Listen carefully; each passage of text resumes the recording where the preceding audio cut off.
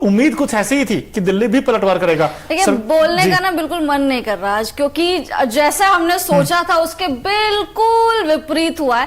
Toss के time पे लगातार चेस कर रहे हैं, कोटला का मैदान है, लंबे लंबे चौके छक्के लगेंगे। एक प्रेडिक्शन बट सही हुई है, वो है कौन सी? आपने बोला था 180 रन बनेंगे एक पारी में, और एक पारी में कितने रन बने? मैंने क्या बोला था? 250 अबव रन बनेंगे। तो आपकी सटीक गई है ना बिल्कुल, तभी तो मैं बोल रही हूँ एक प्रेडिक्शन खाली सही गई है। और एक चीज और सही हुई है कि जो ऋषभ पंत है उनका थोड़ा सा फिटनेस हमें नजर आया इस मैच में, बट फिर भी तारीफ किस किस की करें, किस की करें तो पहले बता ही देते हैं भाई मैच में हुआ क्या क्या था।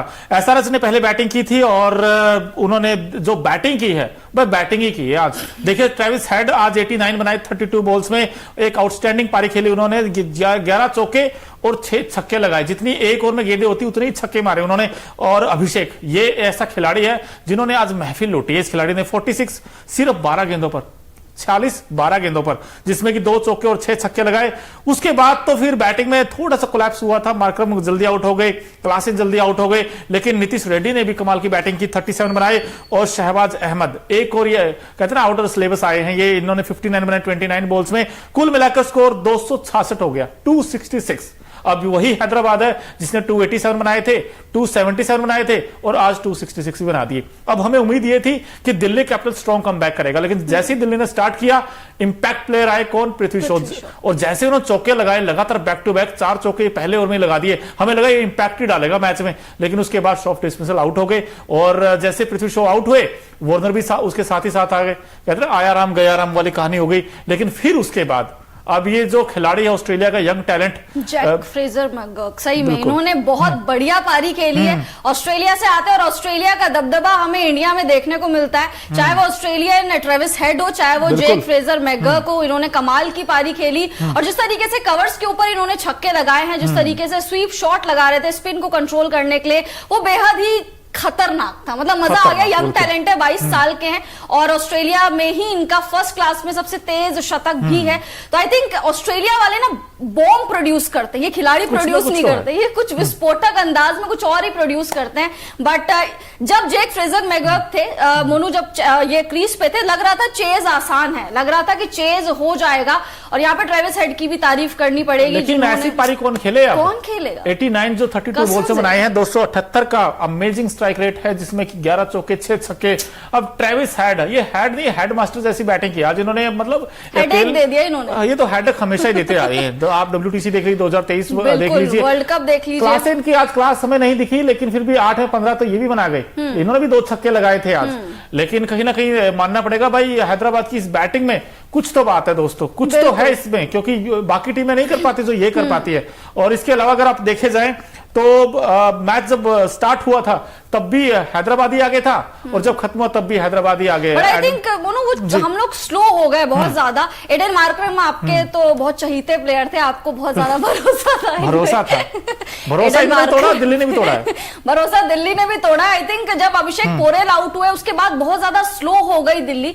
और नीतीश रेड्डी ने भी काफी अच्छी जो है बैटिंग की है। नीतीश रेड्डी की बात करें तो 37 रन इन्होंने बनाए हैं 27 गेंदों में। स्ट्राइक रेट 137 का रहा है इनका, 2 चौके और 2 छक्के के साथ इन्होंने पारी को समाप्त किया। नीतीश रेड्डी को थोड़ा सा चोट भी लग गई थी, बट उसके बावजूद जिस तरीके से इन्होंने बल्लेबाजी की है, कमेंडेबल है। नीतीश रेड्डी डोमेस्टिक सर्किट से आता है, टीम इंडिया के लिए बहुत अच्छी बात है। जब भी हमारा कोई डोमेस्टिक सितारा चमकता है तो आई थिंक हमें बहुत अच्छा लगता है। ठीक है, ऑस्ट्रेलियन प्लेयर्स हैं, बट इस तरीके के जो खिलाड़ी, जो इंडियन खिलाड़ी होते हैं, जो डोमेस्टिक अच्छा खेल के यहां पर अपनी पहचान बना रहे होते हैं, आई थिंक वो बहुत ही ज्यादा कमेंडेबल है। बिल्कुल, ना सिर्फ नीतीश रेड्डी गेंदबाजी भी करते हैं, कमाल की बात तो अच्छी बात है ना, दोनों काम करते हैं। लेकिन आज दोनों काम दिल्ली कैपिटल्स कर नहीं पाई। दोस्तों एक चीज मैं आपको बताना चाहता हूं, इस मैच में एक स्टेज ऐसी आई थी जहां पर दिल्ली कैपिटल्स लगा था कि हो सकता है मैच जीत जाए। वो स्टेज थी 8 ओवर में 131 हो गए थे, 131 सिर्फ 8 ओवर में थे।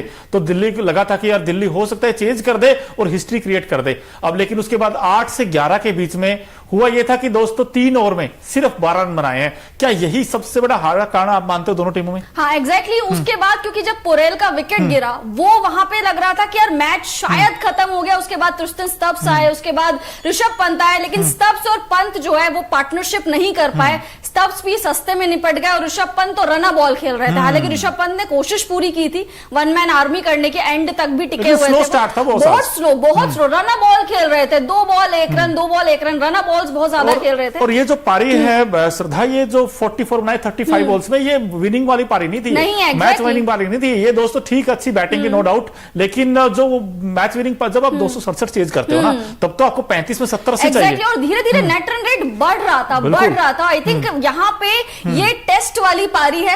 ऋषभ पंत टेस्ट वाली पारी खेल रहे थे, T20 वाली पारी नहीं खेल रहे थे। अब T20 का जो दर्जा है वो बहुत बढ़ गया है। आपको हर बॉल पे एटलीस्ट 2 या 3 रन बनाने ही पड़ते हैं, तब जाके आप मैच चेज कर पाते हैं, इतना बड़ा टोटल चेज कर पाते हैं। तो आई थिंक कोटला में बारिश हुई है चौके छक्कों की, बिल्कुल हुई है और मजा आया वैसे मैच देखकर। लेकिन दोस्तों आप हमें बताते रहिए भाई, आपको किसने ज्यादा इंप्रेस किया?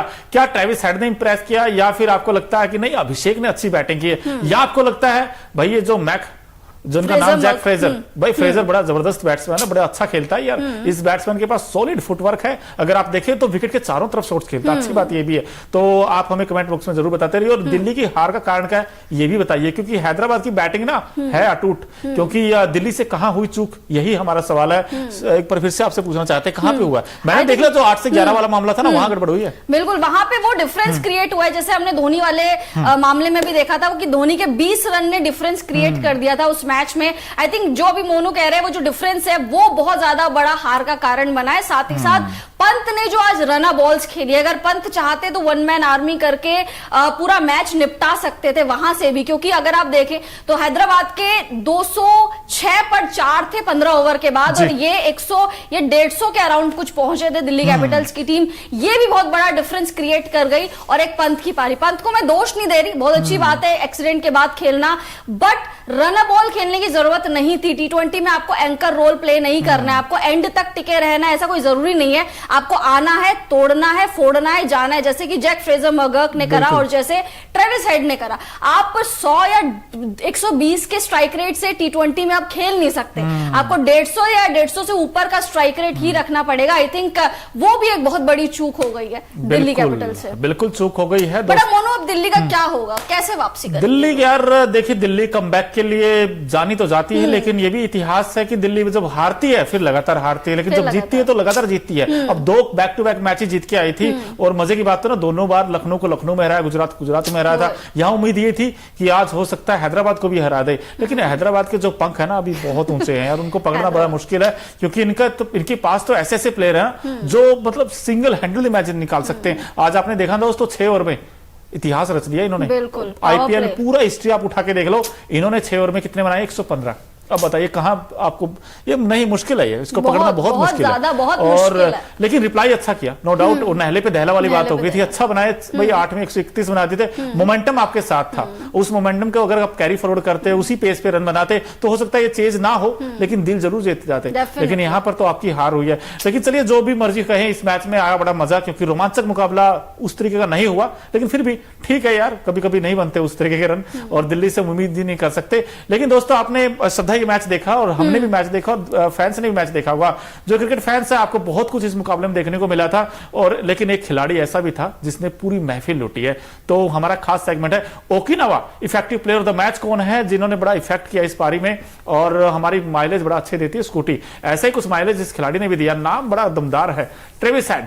अब 89 बनाए 32 बॉल्स में, 278.12 का स्ट्राइक रेट, और चौके छक्कों की तो बारिश की है। 11 चौके 6 छक्के। यार क्या कहेंगे इसके बारे में? क्या कहेंगे, ये बड़े बड़े खिलाड़ियों को हेडेक दे देते हैं। जब भी ये नीली जर्सी आगे पहने हुए कोई देखते हैं तो उसको तोड़ना फोड़ना शुरू कर देते हैं। फिर चाहे वो ओडीआई वर्ल्ड कप 2023 हो, फिर चाहे वो ये दिल्ली कैपिटल्स की टीम हो, जहां पे ये नीली जर्सी देखते हैं वहां पे फिर ये छोड़ते नहीं है। आई थिंक ऑस्ट्रेलियन प्लेयर है, और ऑस्ट्रेलियन की ताकत, उनके अंदर बहुत ताकत होती है। चाहे ऑस्ट्रेलियन प्लेयर की बात करें हम, चाहे हम साउथ अफ्रीकन प्लेयर्स की बात करें, आपके South African player Aiden Markram भी हैं, तो जिनसे आज आपको बहुत उम्मीदें थी, खैर but I think effective player और बहुत ही इनोवेटिव प्लेयर आज मैं इनको कहूंगी जो ट्रेविस हेड ने करके दिखाया है। स्ट्राइक रेट देखिए, आई थिंक T20 में आपको इस स्ट्राइक रेट की जरूरत है। 278 का स्ट्राइक रेट मतलब 250 से भी ऊपर का स्ट्राइक रेट, ऐसे स्ट्राइक रेट की आपको जरूरत है। एंकर रोल की आपको बिल्कुल